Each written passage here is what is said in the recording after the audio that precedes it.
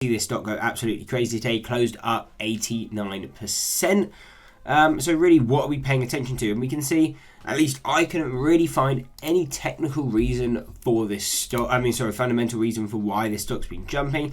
There's nothing really on Think or Swim as it is anyway. There's just some analysing of short interest, but their short percentage float has risen 57%. But it's showing that really only 43,000 shares are short, which is less than 2% of the regular shares.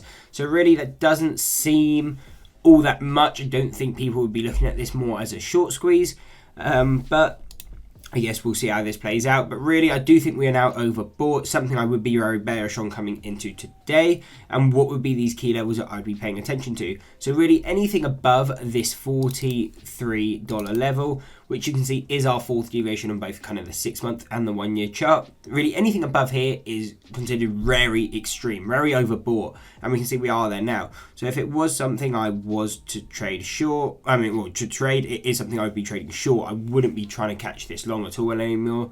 I think there's definitely too much risk to be taking that, and there's a lot less risk to be taking this short. One thing we can check is, okay, they don't have any options. That's probably how I would have played this. So this would be something I would stay away from, because on all these kind of stocks, they are always somewhat risky to be trading short, because they're probably going to have expensive fees, because it's probably going to now be a hard to borrow stock. But also, it's kind of where you place your stop. I mean, it's fine if you're placing it at the 68, but if it moves crazy in pre-market, what these stocks kind of do, it's what's your feel going to be. I mean, sometimes it's hard to actually estimate your exact risk on these kind of trades with taking it short. But if that's your plan, really that key target, or where I would at least be covering size and or moving stops, would be into that $44 level. Now again, we would expect a continuation down, and that will go down to $38/$39. And again, we would expect an even further move down to around 34.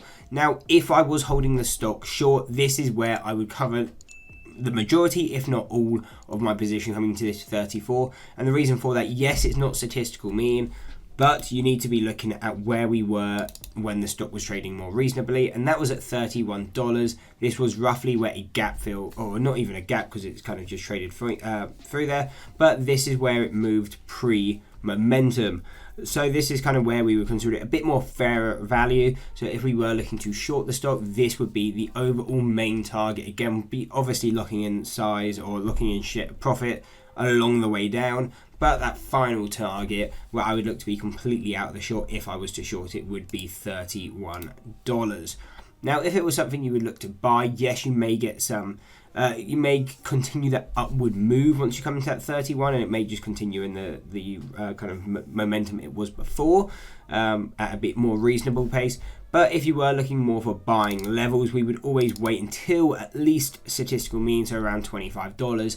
But usually, I mean, we want to be waiting for that first deviation, because then we are getting it when it's considered oversold. And that would be around $20 and $18 or $19. So that would be, if it was something I was looking to hold a long term, $20 would be kind of my highest buying point. Expect the stock at some point kind of to reverse back to this $25, $24 level at statistical mean. And if it was something you were long now, if you were holding the stock long, definitely somewhere I would personally be locking in profits. And if you are looking to trade this short, now to me is considered a good time. I mean, looking to get short now, you can just have your stop at the high. You still got some good risk to reward on that. I mean, we can see if it goes to the upside, breaks out high, that's where we could have our stop. We could be looking at around a 10% stop. Obviously quite a lot, so you may want to reduce size because you're looking for big percentage moves, but that would be 10%, and our closest target would provide us 28% gains. So that's just how I would be looking at it. But obviously, do your own due diligence before taking any trades. These are just the technical levels I would be expecting the stock to move to. Anyway, I hope you enjoyed the video. If you did, why not drop a like and subscribe, and check out one of these 2 analysis videos.